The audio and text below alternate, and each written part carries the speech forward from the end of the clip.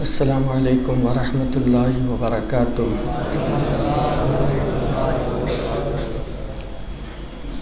الحمد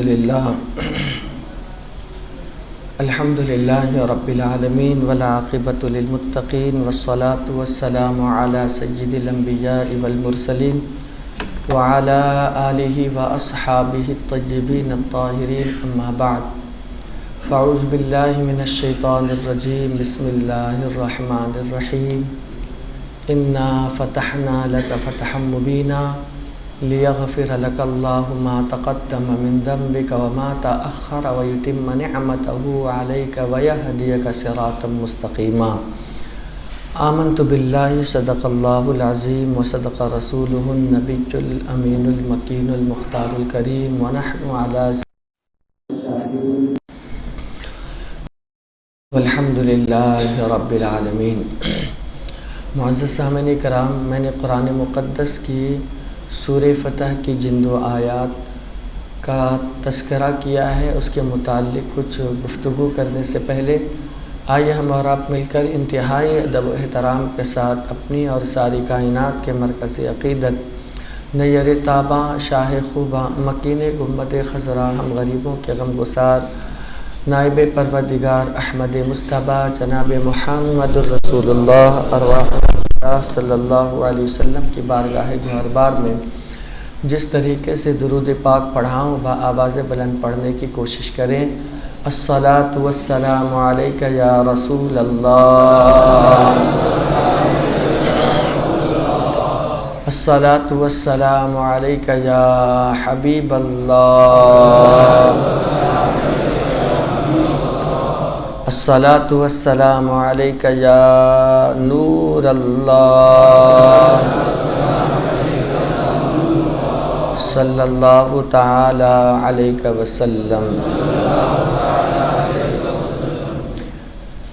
میرے پیارے آقا صلی اللہ علیہ وسلم کے پیارے دیوانوں، ایک اور درود پاک پڑھیں۔ اللہم صلی وسلم وبارک علی سیدنا محمد النبی الامی الحبیب العالی القدر العظیم الجاہ وبارک وسلم۔ نویت سنت الاعتکاف۔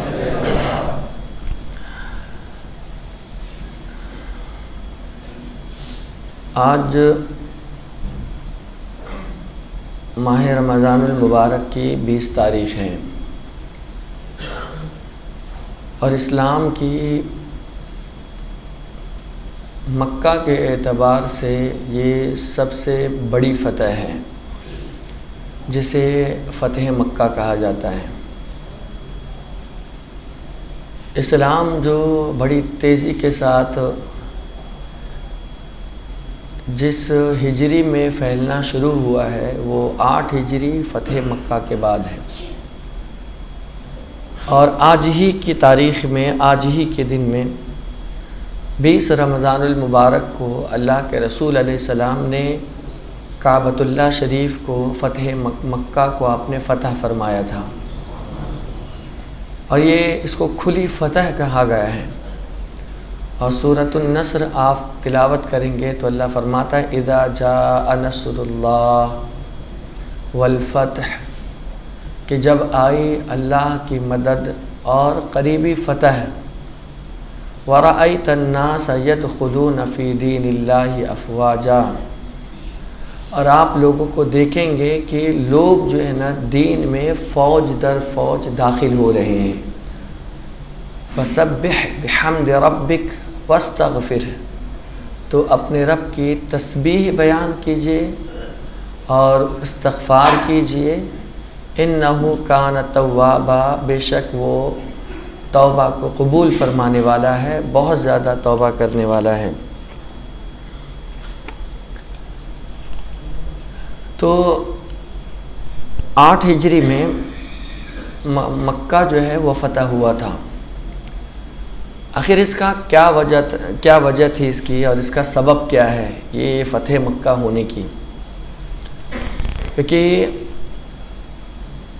بہت سارے مسلمان ایسے تھے جو مکۃ المکرمہ کے رہنے والے تھے، ان کی فیملی ہجرت کے بعد بھی مکہ کے اندر ہی رہتی تھی، اور ہر ایک کو اپنا گھر، اپنا وطن، اپنا علاقہ بہت پیارا ہوتا ہے، اور خاص طور سے وہ وطن جس جگہ پر وہ پیدا ہوا ہے۔ آپ بھی کہیں کے ہیں نا، اور وہ کوئی عظیم جگہ ہے اور آپ کہیں اور شفٹ ہو گئے ہیں، تو آپ سے پوچھا جاتا ہے کہ آپ کہاں کے رہنے والے ہیں، تو آپ پریزنٹ میں جہاں پر رہ رہے ہیں وہ نہیں بتاتے ہیں، بلکہ آپ کا جو وطن ہے، وطن عزیز، محبوب وطن جہاں آپ پیدا ہوئے ہیں، وہ جگہ آپ بتاتے ہیں، ہے نا ایسا؟ آپ وہ بتاتے ہیں، میں گجرات کا ہوں، میں کچھ کا ہوں، میں یو پی کا ہوں، میں لکھنؤ کا ہوں، میں فرید آباد کا ہوں، میں فلاں جگہ کا ہوں۔ آدمی فوراً یہ بتاتا ہے کیونکہ وہ جگہ اس کو بہت محبوب ہے، وہ وہاں پیدا ہوا ہے۔ حضور علیہ الصلاۃ والسلام بھی اس جگہ میں پیدا ہوئے ہیں جسے شہر مکہ کہا جاتا ہے۔ لا اقسم بہذا البلد وانت حل بہذا البلد ووالد وما ولد لقد خلقنا الانسان فی کبد۔ اللہ پاک نے اس شہر پاک کی قسم یاد فرمائی ہے کہ اس شہر کی قسم جس میں آپ اپنا قدم رکھتے ہیں۔ تو مکۃ المکرمہ وہ سرزمین ہے جو اللہ کے نبی صلی اللہ علیہ وسلم کو بہت پسند ہے، لیکن مکہ والوں نے اس وطن عزیز پر جہاں آپ کے والد، جہاں آپ کی والدہ، جہاں آپ کے دادا، بلکہ پوری نسل، پورا خاندان تھا، ان قریش کے لوگوں نے اور وہاں کے کفار نے آپ کو نکلنے پر مجبور کر دیا، مکہ میں ستایا، گالیاں دی، مارا، بائیکاٹ کیا، تکلیفیں دی، پتھر برسائے، اور آپ کے نواسے کو شہید کروا دیا، وغیرہ وغیرہ بہت ساری چیزیں کی۔ لیکن اس کے بعد حضور صلی اللہ علیہ وسلم جو ہے مدینۃ المنورہ تشریف لے کر کے گئے۔ آپ جب وہاں تشریف لے کر کے گئے تو مکے میں دو گروہ رہتے تھے، دو قبیلے۔ ایک قبیلے کا نام تھا بنو خزاعہ اور ایک قبیلے کا نام تھا بنو بکر۔ پہلے کیسا چلتا تھا کہ اگر کوئی بڑا قبیلہ ہوتا تھا تو کچھ نہ کچھ چھوٹے قبیلے سے ڈیلنگ ہوتی تھی، یعنی معاہدہ ہوتا تھا کہ تم ہمارے کچھ بھی ہوگا ہمیں تو تم ہمارا ساتھ دو گے، اور یہاں پر دوسرا گروہ جو ہوتا تھا کہ ہمیں کچھ ہوگا تو تم ہمارا ساتھ دو گے۔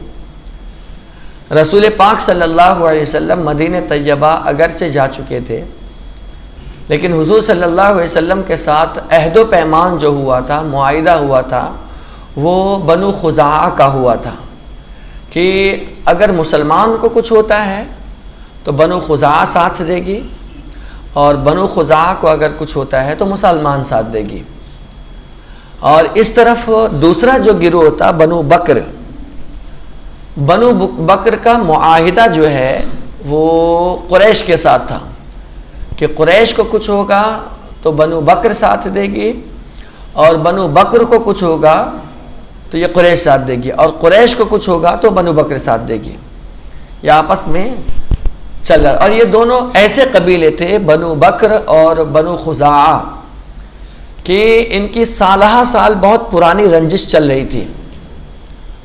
پہلے عرب میں کیسا تھا کہ ایک چھوٹی بات پر بھی قسمیں اٹھا لیتے تھے اور ڈائریکٹ جنگ شروع ہو جاتی تھی، اور وہ جنگ اتنی بڑھتی تھی کہ نسلاً بعد نسلن جو ہے وہ اپنی اولادوں کو وصیت کرتے جاتے تھے کہ تم اس کا بدلہ جو ہے نا جنگ سے ہی یا اس کو مار کر کے ہی لینا، اور قسم کھاتے تھے، خون کے اندر اپنی انگلیاں ڈال کر کے قسم کھایا کرتے تھے، کیونکہ عرب کے لوگ بہادر ہوتے تھے، موت سے تو ان کو ڈر لگتا نہیں تھا، ہر بات پر قسمیں اٹھاتے تھے۔ تو ہوا یوں کہ ان دونوں کا جو معاہدہ تھا، سپورٹنگ تھی، ان دونوں کی دشمنی چل رہی تھی، بنو بکر کی اور بنو خزاعہ کی۔ بنو خزاعہ رسول پاک کے ساتھ تھا اور بنو بکر قریش کے ساتھ۔ حضور علیہ الصلاۃ والسلام جب مدینۃ المنورہ پہنچ گئے ہیں، وہاں رہنے لگے ہیں، تو یہ جو بنو بکر کے لوگ تھے، ان لوگوں نے کیا کیا کہ رات کی تاریکی میں جو بنو خزاعہ کے لوگ تھے ان پر حملہ کر دیا رات میں. اور وہ وقت تھا 8 شعبان، ابھی جو مہینہ گزرا ہے پیچھے، 8 شعبان میں بنو خزاعہ پر رات کی تاریکی میں حملہ کر دیا. اس وقت بنو خزاعہ کے لوگ جو ہے وہ ایک تیر نامی ایک چشمے پر وہ خیمہ زن تھے اور کوئی تیاری نہیں تھی لڑنے کی. اچانک بن بولے ان لوگوں نے حملہ کر دیا، جس کی بنیاد پر بہت سارے لوگ بنو خزاعہ کے مارے گئے اور لڑائی ہوتی رہی. ادھر مارا. اس سے پہلے یہ ہوا کہ کوئی انمن ہوئی اور ایک آدمی بیٹھا ہوا تھا بنو خزاعہ کا، اور بنو بکر کا ایک آدمی آیا اور آنے کے بعد اس نے رسول اللہ کی توہین شروع کر دی. تو اس کو برداشت نہیں ہوا بنو خزاعہ والے کو، تو اس نے مار دیا. پھر ان لوگوں نے مارا. اس طریقے سے لڑائی شروع ہو گئی اور مارتے مارتے بنو خزاعہ کو ان لوگوں نے جو رسول پاک کے ساتھ دینے والے تھے، ان لوگوں کو کیا کیا کہ حرم پاک تک کے دوڑا دیا. اور حرم پاک میں بھی ان لوگوں نے نہیں چھوڑا اور بنو خزاعہ کے لوگوں پر حملہ کیا اور وہاں بھی خونریزی کی.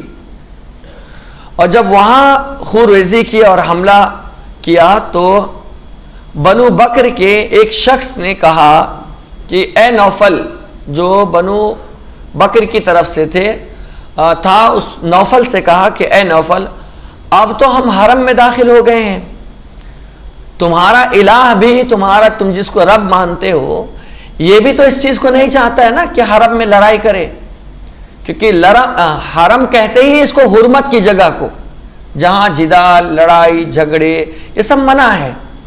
تو کہا یہاں تو تم چھوڑ دو، یہاں تو اس کے جواب میں نوفل نے بہت بڑی بات کہہ دی.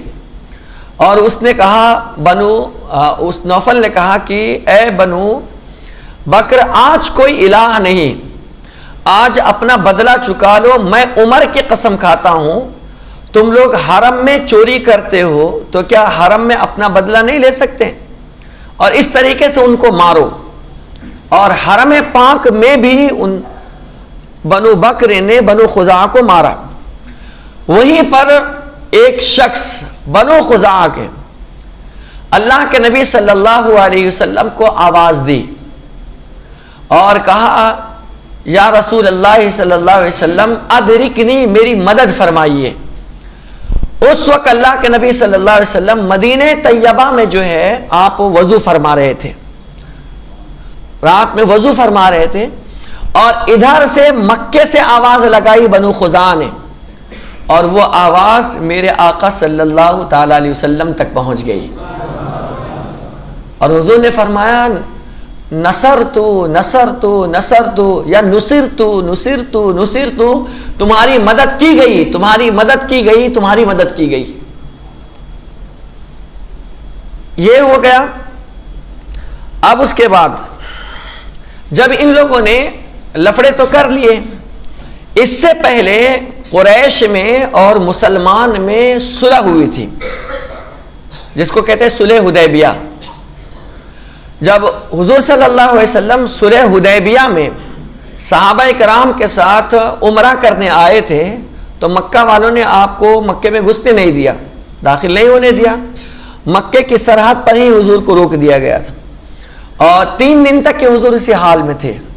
ان لوگوں نے کچھ شرط رکھی کہ اس سال تو آپ نہیں جا سکتے، اس سال آپ نہیں جا سکتے، آئندہ سال ہم دیکھیں گے. ٹھیک، آئندہ سال ہم دیکھیں گے، اسلحہ نہیں لا سکتے. اور ایک شرط اور رکھی تھی کہ ہمارے لوگ اگر آپ کے پاس آتے ہیں، قریش نے ہمارے یہاں کے مکہ کے لوگ اگر آپ کے پاس مسلمان بن کر کے آتے ہیں تو آپ ان کو ہمارے پاس واپس بھیج دو گے، لیکن اگر آپ کا کوئی مرتد ہو کر کے آپ کا کوئی آدمی ہمارے پاس آتا ہے تو ہم نہیں بھیجیں گے. چال چلی تھی. ہونا تو یہ چاہیے کہ میرا آدمی جائے تو تم واپس کر دو، اور تمہارا آدمی آئے تو ہم واپس کر دیں گے. لیکن قریش کیا تھے؟ ہٹ درم تھے اس وقت.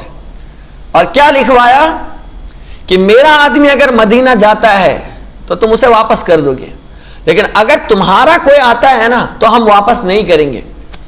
اب یہ بات جب کہی نا تو حضرت عمر فاروق کو جلال آ گیا اور کہا یہ کیسی شرط ہے؟ سرکار صلی اللہ علیہ وسلم چونکہ رحمت للعالمین تھے، آگے کے حالات کو آپ مشاہدہ فرما رہے تھے کہ جو ایک بار میرا دیوانہ ہوگا وہ کبھی دوسری طرف جا نہیں سکتا ہے. جس کے گلے میں رسول اللہ کے غلامی کا پٹا پڑ جائے گا نا وہ کبھی گمراہیت کی طرف نہیں جا سکتا ہے. تو آپ نے فرمایا مجھے منظور ہے. حضور نے فرمایا مجھے منظور ہے. یہ بات جب حضور علیہ السلام نے کہی نا تو حضرت عمر فاروق کو برداشت نہیں ہوا. اور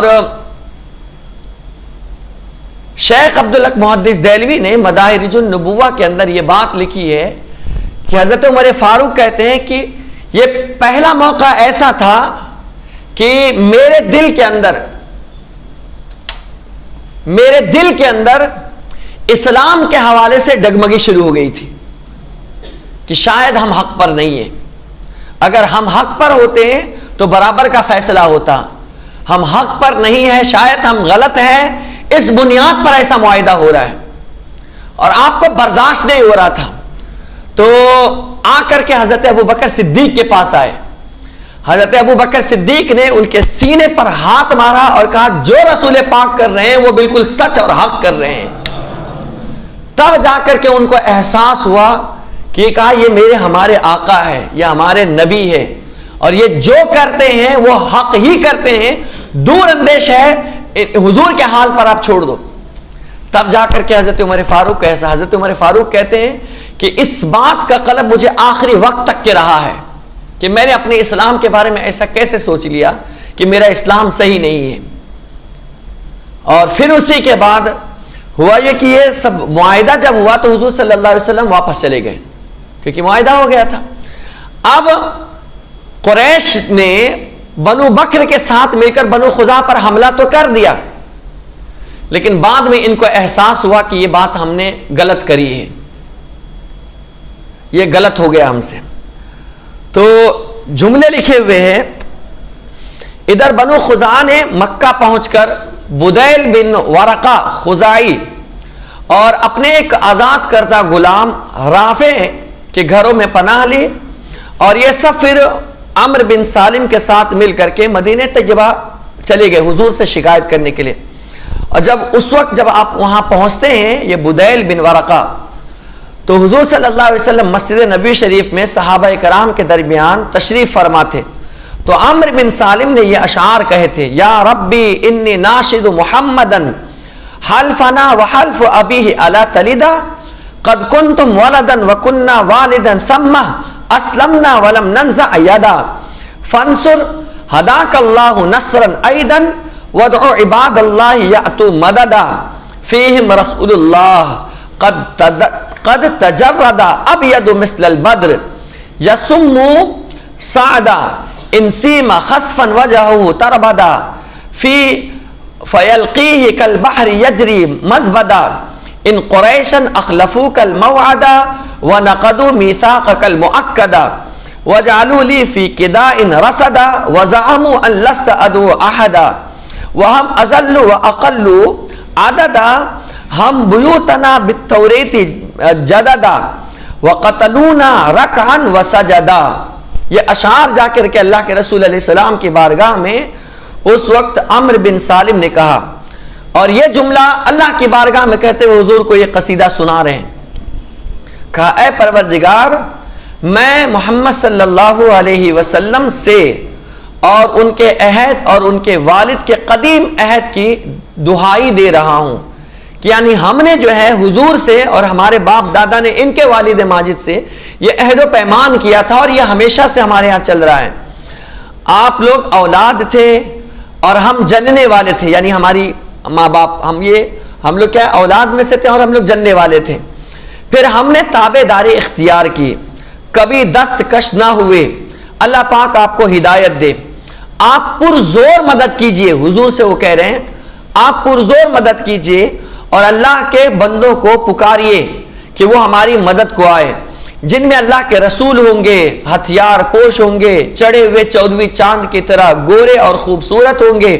اگر ان پر ظلم اور ان کی توہین کی جائے گی تو چہرہ تمتما اٹھتا ہے.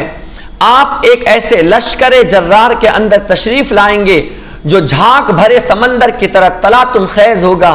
یقیناً قریش نے آپ کے وعدے کی خلاف ورزی کی ہے اور آپ کا پختہ پیمان توڑ دیا ہے. انہوں نے میرے لیے قدم میں گھات لگائی اور یہ سمجھا کہ میں کسی کو مدد کے لیے نہ پکاروں، حالانکہ وہ بڑے ذلیل اور تعداد میں قلیل ہے. انہوں نے وتیر پر رات میں حملہ کیا اور ہمیں رکوع اور سجود کی حالت میں قتل کیا، یعنی ہم مسلمان تھے اور ہمیں قتل کر دیا گیا.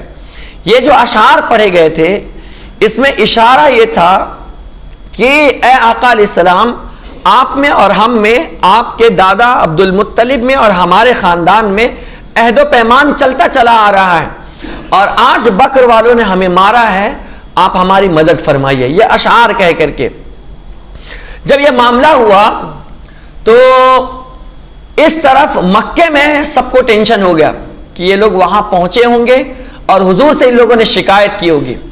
تو مکے والوں نے پلان کر کے ابو سفیان کو ان لوگوں نے تیار کیا اور کہا کہ ایسا کرو، تم جاؤ مدینہ اور جا کر کے تجدید صلح کرو، جو ہم نے عہد و پیمان لکھوایا تھا اس کو پھر سے نوا لکھواؤ اور کہو کہ ہم سے غلطی ہو گئی ورنہ ہمارے لیے بڑا مشکل ہو جائے گا. تو ابو سفیان جو ہے وہ نکلتے ہیں، ابھی مسلمان نہیں ہوئے تھے، ابھی کافروں کی طرف سے بعد میں مسلمان ہوئے. تو یہ یہاں سے جب نکلے تو قریش کو بڑا احساس تھا کہ ہم نے غلط کیا ہے. ابو سفیان اپنے چند لوگوں کے ساتھ جو ہے یہ مدینہ طیبہ پہنچے. جب مدینہ پہنچتے ہیں تو مدینہ پہنچنے کے بعد سب سے راستے میں پہلے وہی جو بدیل گئے تھے نا شکایت پیش کرنے حضور کے پاس، راستے میں مل گئے. کہا بدیل کہاں سے آ رہے ہو؟ تو انہوں نے کہیں گھات کا نام بتایا، کہا کہ میں اس جگہ سے آ رہا ہوں. کہا نہیں، تم جھوٹ بول رہے ہو، کیا تم مکہ مدینے سے نہیں آ رہے ہو؟ کہا کہ نہیں، ہم مدینے سے نہیں آ رہے. اس نے جھوٹ کہا بدیل نے. تو بولے کہاں سے آ رہے؟ بولے اس جگہ پر ہم ٹھہرے ہوئے تھے. تو سفیان جو تھے ابو سفیان وہ بہت مائنڈڈ تھے، بہت دماغ تھا ان کو. انہوں نے کہا کہ یہ کچھ بھی کہہ رہے ہمیں ان سے غرض نہیں ہے، یہ جہاں پر ٹھہرے ہوئے تھے نا ہم وہاں پہنچتے ہیں. وہاں پہنچے تو کہا، انہوں نے سوچا کہ جب یہ اگر مدینہ گئے ہوں گے تو مدینے کے کھجور تو کھائے ہوں گے اور ان کے جانور نے بھی چارہ کھایا ہوگا. تو اگر ان کے جانور نے، اونٹ نے اگر کھجور کھائے ہوں گے تو گٹھلی ویسی کی ویسی پڑی رہے گی اور ہم گٹھلی سے پہچان لیں گے کہ یہ کہاں سے آیا ہوا ہے. تو ابو سفیان وہاں پہنچنے کے بعد دیکھتے کہ یہاں پڑاؤ تھا اور وہاں مینگنی تلاش کرتے ہیں، یعنی اونٹوں کا پاخانہ. تو اس اونٹ کے پاخانے کو لے کر جب دیکھتے ہیں تو اس میں مدینے پاک کا کھجور نظر آتا ہے، وہ جو گٹھلی آتی ہے. تو کہا ہو نہ ہو میں قسم کھا کر کے کہہ سکتا ہوں کہ یہ بدیل جو ہے کہیں اور سے نہیں آیا ہے، یہ رسول اللہ سے شکایت کر کے آیا ہے. اب اس کے دل میں اور وحشت بیٹھ گئی ابو سفیان کے. اب ابو سفیان جو ہے پہنچے اور رسول اللہ صلی اللہ علیہ وسلم کے پاس گئے، بلکہ اس سے پہلے ڈائریکٹلی اپنی بیوی، اپنی بیٹی، کیونکہ ابو سفیان کی سگی بیٹی جو ہے رسول پاک کے نکاح میں تھی. سگی بیٹی حضرت امیر معاویہ کی سگی بہن رسول پاک کے نکاح میں تھی. جب ابو سفیان گئے اور اپنی بیٹی کے پاس بیٹھنے کی کوشش کی تو جس بستر پر رسول اللہ صلی اللہ علیہ وسلم بیٹھتے تھے، سوتے تھے، آرام کرتے تھے، اس پر ابو سفیان بیٹھنے کی کوشش کی تو بیٹی نے باپ کے لیے بستر ہٹا دیا اور کہا اس بستر پر بیٹھ نہیں سکتے ہو. کہا بیٹی میں تیرا باپ ہوں اور تو اپنے باپ کا استقبال نہیں کرتی اور اپنے بستر پر نہیں بٹھاتی ہے. کہتی کہ نہیں، یہ بستر میرے رسول پاک کا ہے اور یہ بستر پاک ہے اور ناپاک لوگ اس بستر پر بیٹھ نہیں سکتے ہیں، کیونکہ اس وقت تم مسلمان نہیں ہو، اس وقت تم مشرک ہو اور انما المشرکون نجس، مشرک جو ہوتا ہے وہ نجس ہوتا ہے اور یہ تو میرے آقا کا بستر ہے اور میں اس بستر پر ناپاک آدمی کو کیسے بٹھا سکتی ہوں. یہ ہے ایمانی جذبہ، اس کو کہتے ہیں ایمان، کہ بیٹی ہو کر سگے باپ کو اپنے بستر پر اور رسول پاک کے بستر پر نہیں بٹھا رہی ہے۔ اور آج ہمارے ہاں تو سارا رشتہ چلتا ہے، بد عقیدہ ہو، بد مذہب ہو، ہم یہاں دین نہیں دیکھتے ہیں، اپنا خون دیکھتے ہیں۔ آپ کیا خون دیکھو گے؟ آپ دیکھو تو صحیح ہے، سگے باپ کو اپنے بستر پر نہیں بیٹھنے دی، کہا یہ رسول پاک کا ہے، اور بیٹھ جاتے تو کوئی گناہ نہیں ہوتا، لیکن رسول پاک کے عشق کا تقاضا یہ تھا کہ جو میرے رسول پاک کا بستر ہے اس پر میں ناپاک آدمی کو آنے نہ دوں۔ تو اس لیے رشتہ داری بھی آپ کریں تو سوچ سمجھ کر کے کریں۔ بد عقیدہ، گستاخ، کفار، معتزلہ، شیعہ، رافضی، خارجی، بد مذہب، ایسے لوگوں سے اپنا رشتہ مت جوڑو، ورنہ رسول پاک تم سے راضی نہیں رہیں گے، حضور تم سے خوش نہیں رہیں گے۔ تو بہرحال اس کے بعد بیٹی نے جب ہٹا دیا اور بھگا دیا تو وہ اٹھ کر کے حضور صلی اللہ علیہ وسلم کے پاس آتے ہیں، اور حضور صلی اللہ علیہ وسلم سے گفتگو کرنے کی کوشش کی کہ ہم سے غلطی ہو گئی، ہمارے لوگوں نے بلا وجہ مارا، آپ جو ہے نا اس سلسلے میں کوئی حکم نامہ جاری فرمائیے۔ تو سرکار علیہ السلام نے اس کو کوئی جواب نہیں دیا، خاموش رہے۔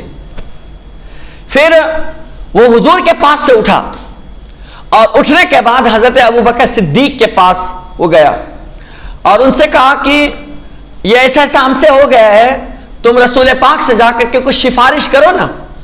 تو سرکار علیہ السلام کے یہ عظیم خلیفہ حضرت ابوبکر صدیق نے کہا کہ یہ میرا کام نہیں ہے، اور میں اتنا بڑا نہیں ہو گیا کہ میں حضور کو جا کر اس معاملے میں مشورہ دوں، تمہیں بات کرنی ہے تو تم حضور کے پاس خود جاؤ۔ تو وہاں سے بھی مایوس ہو گیا۔ پھر حضرت عمر فاروق کے پاس آئے، جب حضرت عمر فاروق رضی اللہ تعالیٰ عنہ کے پاس وہ گیا اور ان سے بات کی تو وہ جلال میں آ گئے اور کہا کہ بھلا میں تم لوگوں کے لیے رسول پاک سے سفارش کروں؟ آپ تو تھے ہی جلالی۔ کہا نکلو یہاں سے، اور فوراً بھگا دیا ایک دم سختی کے عالم میں، کہا کہ میں تمہارے لیے کر سکتا ہوں، یہاں سے ہٹو۔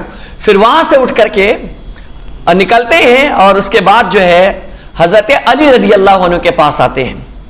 حضرت علی کے پاس جب آئے تو وہاں پر حضرت فاطمہ بھی تھی اور حضرت امام حسن مصطفیٰ ابھی بچے تھے اور کھیل رہے تھے، ادھر سے ادھر ادھر سے ادھر، گویا کہ گھر میں چاند نظر آ رہا تھا اور چاند گھوم رہا تھا، گھر میں کھیل رہے تھے۔ اور یہ ابو سفیان پہنچ گیا اور حضرت علی رضی اللہ تعالی عنہ سے جا کر کے وہ یہ کہتا ہے کہ اے علی، میرے ساتھ تمہارا ایک گہرا تعلق ہے، نسبت کے اعتبار سے، نسب کے اعتبار سے، اور میں ایک ضرورت کے تحت میں ایسا یہاں آیا ہوں، لہٰذا ایسا نہ ہو کہ جس طرح میں نامراد آیا تھا اسی طرح میں نامراد یہاں سے واپس جاؤں، لہٰذا تم میرے لیے رسول پاک صلی اللہ علیہ وسلم سے سفارش کر دو تاکہ میرا کوئی کام بن جائے اور میرا آنا جو ہے نا یہاں پر با مقصد ہو جائے۔ تو حضرت علی رضی اللہ عنہ نے فرمایا، ابو سفیان تجھ پر افسوس کہ رسول اللہ نے جس بات کا عزم اور ارادہ کر لیا ہے، ہم اس بارے میں ہم رسول پاک سے کوئی بات نہیں کر سکتے ہیں، کوئی بات نہیں کر سکتے ہیں۔ پھر حضرت علی نے نہیں مانی نا، تو پھر حضرت فاطمہ کی طرف آتا ہے اور حضرت فاطمہ کی طرف متوجہ ہو کر کہتا ہے کہ آپ بھی کچھ کہہ دیجئے۔ کہا کہ میں اتنی بڑی نہیں ہو گئی ہوں، تو کہا ایسا کریے کہ اس بیٹے کو، آپ کے بیٹے کو، اس حسن کو آپ جو ہے کہیے کہ بیچ میں وسیلہ اور سفارش بنا کر بھیجے تاکہ ہم ان کو مکے کا سردار بنا دیں گے۔ اگر آپ یہ بات مان لیتے ہیں کہ امام حسن جو آپ کا بیٹا ہے، شہزاد ابھی ننھے تھے، ان کو بیچ میں ڈال دیں، کیونکہ رسول پاک کو امام حسن بہت پسند تھے۔ حضور علیہ السلام اپنا منبر جو ہے نا امام حسن کے لیے چھوڑ دیا کرتے تھے۔ تو کہا کہ کم سے کم اس حسن کو جو ہے بیچ میں آپ پیش کر دیں تاکہ اگر یہ ایسا کام ہو جاتا ہے تو ہم ان کو سردار مان لیں گے۔ کیا کہا اس نے؟ اس کو ہم سردار مان لیں گے۔ تو حضرت فاطمہ نے کہا کہ واللہ میرا بیٹا ابھی اس درجے کو نہیں پہنچا ہے کہ لوگوں کے درمیان پناہ دینے کا اعلان کر سکے، میرا بیٹا ابھی نابالغ ہے، میرا بیٹا ابھی چھوٹا ہے اور ابھی اتنا بڑا نہیں ہو گیا، اور اللہ کے رسول کے ہوتے ہوئے، حضور کے ہوتے ہوئے میرا بیٹا کسی کو کیسے پناہ دے سکتا ہے؟ یہ کام میرے بیٹے کا نہیں ہے، لہٰذا تم یہاں سے چلے جاؤ۔ ہر طرف سے وہ نا امید ہو گیا اور اس کے سامنے اب تاریکی آ گئی، اب وہ بہت پریشان ہو گیا۔ تو اس نے حضرت علی بن ابی طالب سے سخت گھبراہٹ اور کشمکش اور مایوسی اور نا امیدی کی حالت میں کہا کہ اے ابو حسن، میں دیکھتا ہوں کہ معاملات آگے بڑے سنگین ہو گئے ہیں، لہٰذا اے علی تم مجھے کوئی راستہ بتا دو کہ میں کیا کروں جس کی وجہ سے مکے کے اور مدینے والوں کے حالات پھر سے بحال ہو جائے۔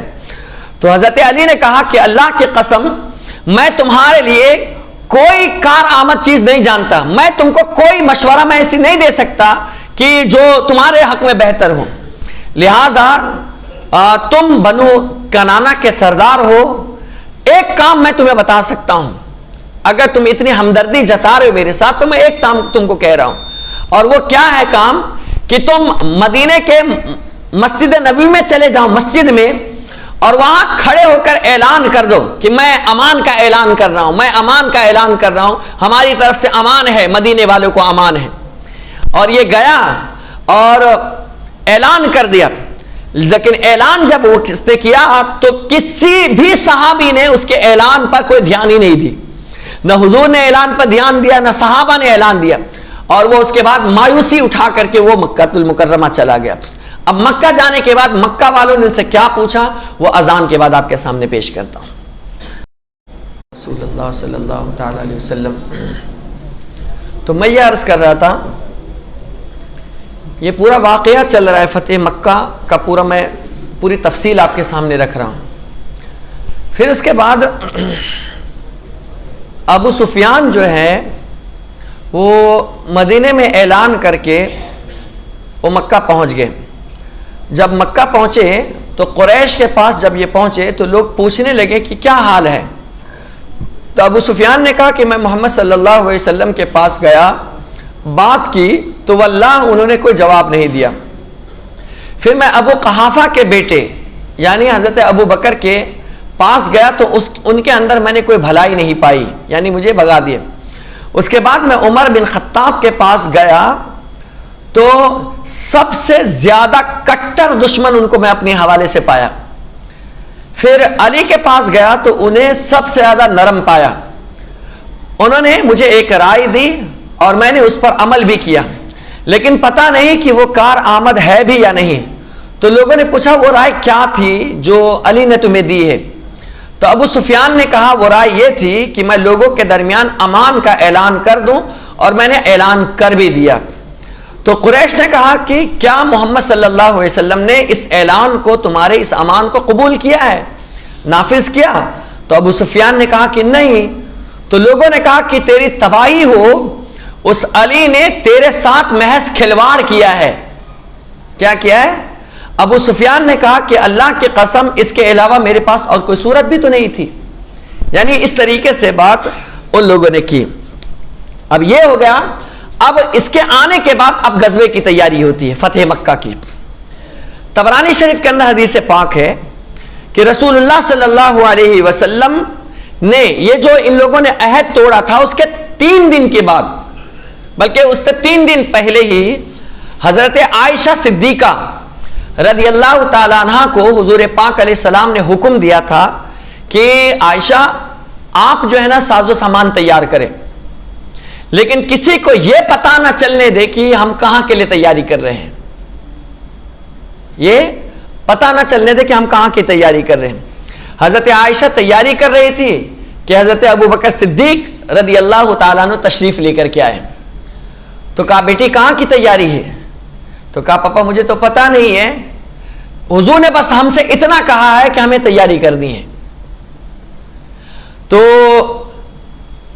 پھر اس کے بعد حضرت ابو بکر نے دماغ لگایا اور کہا کہ یہ اس وقت تو رومیوں سے جنگ کرنے کا وقت تو ہے نہیں، تو پھر کہاں کی تیاری ہو سکتی ہے؟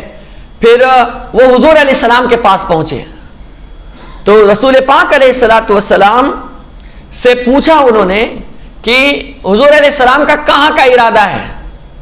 تو کچھ نہیں جواب۔ پھر اس کے بعد حضرت عائشہ سے پھر پوچھا گیا، دوسرے دن بھی کہا مجھے نہیں معلوم۔ تیسرے روز علی الصباح عمرو بن سالم خزائی، یہ جو بنو خزاعہ تھا نا اس کا سردار، اپنے مسلمان کی طرف سپورٹ کرنے ہو، وہ 40 افراد کا کے 7 سواروں کو لے کر مدینہ المنورہ پہنچ گئے۔ حضرت ابو بکر نے دیکھا، پھر حضور کے پاس گئے تو حضور جو ہے نا وہ دھار تلوار میں آپ لگا رہے تھے، تو حضور سے پوچھا کہ یا رسول اللہ کہاں کا ارادہ ہے؟ تب حضور علیہ السلام نے حضرت ابو بکر صدیق رضی اللہ تعالیٰ عنہ سے بیان فرمایا کہ ہمیں مکہ جانا ہے، لیکن یہ بات کسی کو نہ بتائی جائے، اور اللہ پاک کی بارگاہ میں دعا کی تھی کہ اے اللہ یہ خبر کہیں نہ پہنچے۔ اب مکے میں مدینے میں کیسا ہو گیا کہ یہ سارے لوگوں کو مسلمانوں میں دھیرے دھیرے یہ بات پتہ چل گئی اور سارے مسلمان تیاری شروع کر دے۔ اس میں ایک صحابی تھے جن کا نام ہے حضرت حاطب، اور یہ صحابی بدری صحابی تھے۔ ان کا معاملہ ایسا ہوا تھا کہ مکہ میں جو ہے نا، یہ مکہ کے رہنے والے یہ قریش خاندان کے نہیں تھے، اور ان کی پوری فیملی، حضرت حاطب کی پوری فیملی مکے میں تھی، ان کی بیوی، ان کے بچے، بیٹے بیٹیاں، سب پورا خاندان جو ہے وہ مکے میں تھا۔ کیسا ہوتا تھا کہ مکے میں خاندان قبیلہ دیکھتا تھا، لیکن حاطب کا معاملہ ایسا تھا کہ ان کے خاندان والوں کو کوئی دیکھنے والا نہیں تھا۔ تو انہوں نے کیا کیا تھا، حضرت حاطب نے ایک خط لکھی مکہ والے کے نام سے، اور اس خط کے اندر یہ لکھا کہ نبی پاک صلی اللہ علیہ وسلم تم پر چڑھائی کرنے والے ہیں اور تم سے جنگ کرنے والے ہیں، میں تم پر یہ احسان کر رہا ہوں، لہٰذا اس کے بدلے میں تم میرے خاندان والوں کا خیال رکھنا۔ یعنی میں مکے والوں پر اگر یہ احسان کر دوں گا تو جو میرے خاندان والے وہاں پر ہے، میرے بچے ہیں، تو یہ لوگ کم سے کم میرے خاندان والوں کا خیال رکھیں گے۔ صرف اتنی نیت تھی، اور یہ بدری صحابی تھے، سمجھ میں آ رہی بات؟ یہ بدری صحابی تھے۔ تو معاملہ یہ ہوا کہ انہوں نے کیا کیا، یہ پورا لکھ کر کے، اور لکھنے کے بعد جو ہے وہ ایک عورت کو دے دیا، اور عورت کو دینے کے بعد کہا کہ یہ لے کر کے رقہ جاؤ اور جا کر یہ قریش تک یہ پہنچا دینا۔ یہ عورت جو ہے سر کی چوٹی میں، بال میں وہ رقہ چھپا ڈالی اور لے کر کے وہ روانہ ہو گئے۔ ادھر گئی اور ادھر اللہ کے رسول علیہ السلام کو اللہ پاک نے بتا دیا، حضور علیہ السلام کو اللہ پاک نے بتا دیا، اور کہا کہ حاتم نے ایسا ایسا کیا ہے، اور وہ عورت ابھی فلاں جگہ پر پہنچی ہوئی ہے، اور وہ جگہ کا نام ہے خاخ، KHAKH، خاخ۔ اس جگہ پر وہ عورت پہنچی ہے۔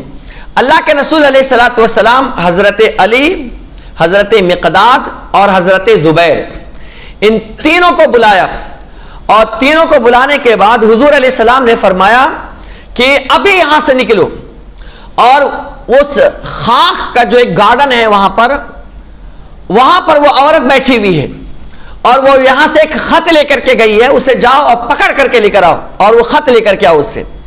اور یہ لوگوں نے تیزی کے ساتھ گھوڑا دوڑایا اور اس عورت تک پہنچ گئے۔ جب وہاں پہنچتے ہیں تو اس عورت کو جو حلیہ تھا، ساری چیزیں حضور نے بتائی تھی، تو ان کو پکڑ لیا حضرت علی نے۔ حضرت علی نے فرمایا کہ وہ خط نکالو، جو خط تم کو حاتم نے دیا ہے وہ خط نکالو۔ تو اس نے کہا کہ میرے پاس کوئی خط نہیں ہے، اس نے کہا میرے پاس کوئی خط نہیں ہے۔ تو حضرت علی نے فرمایا میں اللہ کی قسم کھا کر کے کہتا ہوں، نہ رسول اللہ نے جھوٹ کہا ہے نہ ہم جھوٹ کہہ رہے ہیں، حضور نے کہہ دیا ہے تو ہے۔ یہ میرے رسول پاک کا غیب کا علم ہے جو اللہ ان کو بتا دیتا ہے، اور کہاں کیا ہے یہ بھی حضور کو معلوم ہے، کیونکہ حضور کو اللہ کے بتائے سے تو علم ہوتا نہیں ہے، اور حضور پاک کو اللہ کی طرف سے بتانا جو لوگوں کو نہ معلوم ہو، اسی کو غیب کہا جاتا ہے۔ سمجھ میں بات؟ تو حضور علیہ السلام نے فرمایا ہے، تو کہتے ہیں حضرت میں اللہ کی قسم کھا کر کے کہتا ہوں حضور کبھی جھوٹ نہیں بول سکتے ہیں، اور ہم بھی جو کہہ رہے ہیں نا وہ جھوٹ نہیں ہے۔ حضرت علی نے فرمایا زبیر سے اور مقداد سے ان کے سامان کی تلاشی لو۔ سامان کی تلاشی لی تو کہا کہ نہیں ہے، اور جس کجاوے پر بیٹھی تھی اس کی تلاشی لی، اس میں بھی نہیں ہے۔ تو سرکار حضرت علی نے فرمایا کہ اے خاتون تو وہ خط دے دے، دھمکانے کے طور پر آپ فرماتے اگر تو خط نہیں دے گی نا تو ہم تمہیں ننگا کر دیں گے، ڈرایا۔ جب یہ جملہ حضرت علی رضی اللہ عنہ نے فرمایا تو وہ ڈر گئی، سہم گئی، تو کہا کہ تم اپنا چہرہ اس طرف پھیر دو۔ حضرت نے فرمایا ٹھیک ہے۔ پھر وہ اپنے بال کی چوٹی سے وہ خط نکال کر کے حضرت علی کو دیتی ہے۔ وہ خط لے کر کے حضرت علی رضی اللہ تعالیٰ عنہ حضور صلی اللہ علیہ وسلم کے پاس تشریف لے کر کے آتے ہیں، اور لے کر آئے تو اس میں لکھا ہوا تھا کہ یہ خط حاتم بن ابی بلتعہ کی طرف سے ہے، اور حضور صلی اللہ علیہ وسلم جو ہے یہ تم پر حملہ کرنے والے ہیں، اور میں تمہیں صرف اس سے اطلاع کر رہا ہوں کہ تم الرٹ رہو۔ یہ جب یہ بات اس میں لکھی ہوئی تھی ساری بات، تو اللہ کے رسول علیہ الصلوۃ والسلام نے حضرت حاتم بن ابی بلتعہ کو بلایا، اور جب بلایا نا، اور یہ بات حضرت عمر فاروق رضی اللہ عنہ کو پتہ چل گئی، یہ بات حضرت عمر فاروق کو پتہ چل گئی، تو حضرت عمر فاروق رضی اللہ عنہ اتنے جلال میں آ گئے کہ ننگی تلوار لے کر اور ان کی گردن پر تھے کہ اب مارو تب مارو اس اللہ کے دشمن کو۔ لیکن غصہ کتنا بھی ہو، کتنا بھی غصہ ہو، لیکن رسول اللہ کے فرمان کے سامنے ان کا سارا غصہ ٹھنڈا ہو جایا کرتا تھا۔ پیار وہ عشق تھا۔ تو گئے ان کے پیچھے پیچھے، کہا اللہ کے دشمن تجھے شرم نہیں آئی؟ تو مسلمانوں کے ساتھ رسول اللہ کے ساتھ تو اتنی بڑی غداری کر رہا ہے۔ تو بہرحال اللہ کے رسول علیہ الصلوۃ والسلام کے پاس جب یہ پہنچے نا، تو حضرت حاتم نے کہا کہ حضور کچھ کرنے سے پہلے میری بات آپ سن لیں، آپ پھر اس کے بعد جو چاہے آپ میرے ساتھ کریں، لیکن میری بات آپ سن لیں۔ تو اور ادھر تو حضرت عمر فاروق تو آپے سے باہر ہو رہے تھے کہ اب حضور اجازت دے اور اب میں ان کی گردن ماروں۔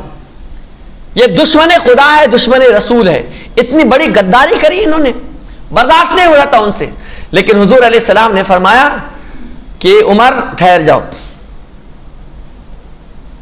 اگر بنو عدی ہوتے تو تم ایسا کرتے؟ ٹھہر جاؤ۔ جب یہ بات کہی تو حضرت عمر فاروق ٹھنڈے ہو گئے۔ پھر اس کے بعد کہا کہ حاتم بتاؤ کیا بات ہے؟ کہا یا رسول اللہ صلی اللہ علیہ وسلم، جتنے لوگ بھی مکہ سے آئے ہیں ان کا قبیلہ، ان کا خاندان کوئی نہ کوئی ہے جو ایک دوسرے کی مدد کرتا ہے، اور میں تنہا ایسا ہوں کہ میرا پورا خاندان جو ہے، میری پوری فیملی، میری بیوی، میرے بچے سب مکے میں ہی ہیں، اور ان کا کوئی پرسان حال نہیں ہے، اور میں تنہا یہاں ہوں۔ میرے اپنے اولاد کے بارے میں فکر تھی، تو میں نے سوچا کہ میں ان پر ایک احسان کر دوں، کہ ان کو الرٹ کر دوں۔ ایسے تو ہمارا کوئی کچھ نہیں کر سکتا ہے، لیکن میں ایک احسان کر دوں ان پر، تاکہ وہ لوگ جو ہے رحم کھا کر کے میری آل اولاد کی حفاظت کریں۔ بس میرا اور کوئی مقصد نہیں تھا۔ اب باقی آپ کی مرضی، میں آپ کا بھی دشمن نہیں، نہ میں اللہ کا دشمن، بلکہ میں آپ سے ویسے ہی محبت کرتا ہوں جیسے پہلے محبت کرتا تھا۔ تو حضور علیہ السلام نے فرمایا کہ حاتم صحیح کہہ رہا ہے، حاتم صحیح کہہ رہا ہے، اس کو چھوڑ دو، کیونکہ ان کو تو میرے اللہ پاک نے معاف فرما دیا ہے۔ کیونکہ حضور فرماتے ہیں کہ جو بدر کے اندر شامل ہوئے نا، بدر کے اندر، تو اللہ کا یہ اعلان ہے جتنے بھی بدری صحابی ہوں گے، اگر بدر میں داخل ہونے کے بعد اگر ان کی زندگی میں کوئی بھی غلطی ہو جائے گی، پھر بھی ان کا خدا انہیں معاف فرما دے گا۔ تو لہٰذا حاتم کو معاف کر دیا جائے۔ یہ واقعہ پیش ہوا تھا، اور اس طریقے سے ان کی جان بچی تھی، کیونکہ وہ دل میں تو ویسے تھے نہیں۔ تو بہرحال اب اس کے بعد اب قافلے کی تیاری شروع ہو گئی۔ 10 رمضان المبارک کو 8 ہجری میں رسول اللہ صلی اللہ علیہ وسلم نے مدینہ چھوڑ کر کے مکہ پاک کا رخ فرمایا، اور آپ کے ساتھ 10,000 صحابہ کرام تھے۔ کتنے تھے؟ 10,000 صحابہ کرام تھے، اور سب جو تھے، جتنے بھی تھے، سب پیدل تھے، سواری پر نہیں، کچھ ہی سواری پر تھے، باقی سب پیدل پیادہ چل رہے تھے۔ اور اس طریقے سے چلتے چلتے چلتے یہ قافلہ جو ہے مر الزہران ایک جگہ ہے، اس جگہ پر آپ نے پڑاؤ ڈالا، آپ ٹھہرے، اور اس کے بعد جو ہے مر الزہران میں قیام کرنے کے بعد پھر آگ جلائی وہاں پر، اور پہرے کے لیے حضرت عمر فاروق کو وہاں پر مقرر کر دیا۔ پھر اس کے بعد مرو زہران میں جو علاقہ ہے وادی فاطمہ، پڑاؤ کے تو سب اپنے اپنے چولہے جلائے تھے اور آگ جل رہی تھی ہر گھر میں. اس وقت ابو سفیان بڑا پریشان تھا. ابو سفیان جو بدیل تھا، بدیل بن ورقہ، اور عمرو بن سالم جو بنو خزاعہ کے سردار مانے جاتے تھے، ان سے معافی مانگنے کے لیے آیا ہوا تھا اور معاہدہ کو برحال کرنے کے لیے آیا ہوا تھا. تو اس وقت جو ہے حضرت عباس رضی اللہ عنہ کا بیان ہے کہ میں رسول اللہ صلی اللہ علیہ وسلم کے خچر پر، جس پر حضور سوار ہوتے تھے، اس خچر پر میں سوار ہو کر میں کہیں جا رہا تھا آگے کی طرف. تو مجھے ابو سفیان اور بدیل بن ورقہ کی گفتگو سنائی پڑی اور وہ باہم گفتگو کر رہے تھے. ابو سفیان کہہ رہا تھا اللہ کی قسم میں نے آج رات جیسی آگ اور ایسا لشکر میں نے آج تک کے کبھی نہیں دیکھا ہے. اور جواب میں بدیل کہہ رہا تھا یہ اللہ کی قسم یہ بنو خزاعہ ہے، جنگ نے انہیں نوچ کر رکھ دیا ہے. اور ابو سفیان کہہ رہا تھا کہ خزاعہ تو بنو خزاعہ اتنے بڑے نہیں ہو سکتے ہیں، خزاعہ کی تعداد تو کم ہے، یہ کوئی اور لشکر ہے اور ان کو پتا نہیں کہ یہ ہے کون. اسی اسنا میں جب بات ہو رہی تھی تو حضرت عباس رضی اللہ عنہ کے کانوں میں ابو سفیان کی آواز پہنچی. تو حضرت عباس رضی اللہ عنہ جب ان کے پاس پہنچے تو ابو سفیان کی اور حضرت عباس کی دوستی تھی. تو پوچھا کہ یہ کون لوگ ہیں؟ تو حضرت عباس نے فرمایا کہ یہ رسول اللہ صلی اللہ علیہ وسلم کا لشکر ہے، یہ رسول اللہ کا لشکر ہے. اور کہا کہ اے ابو سفیان ابھی بھی تجھے وقت نہیں ملا ہے کہ تو کلمہ پڑھ لے، ابھی بھی کلمہ پڑھ لے. کہا کہ عباس نے کہا کہ تو میرا دوست ہے، آ چل میں تجھے رسول پاک کے پاس لے چلتا ہوں، میں تجھے امان دیتا ہوں، آ جا. اور رسول اللہ کے خچر پر جو ہے حضرت عباس نے ان کو بٹھا لیا، ابو سفیان کو بٹھا لیا. جب اس قافلے میں جب پڑاؤ کیا تھا نا مرو زہران، جب اندر گھسنے لگے تو ہر انسان دیکھتا تھا کہ حضرت عباس ہے، لیکن ان کے ساتھ آدمی کون ہے کسی کو پتا نہیں.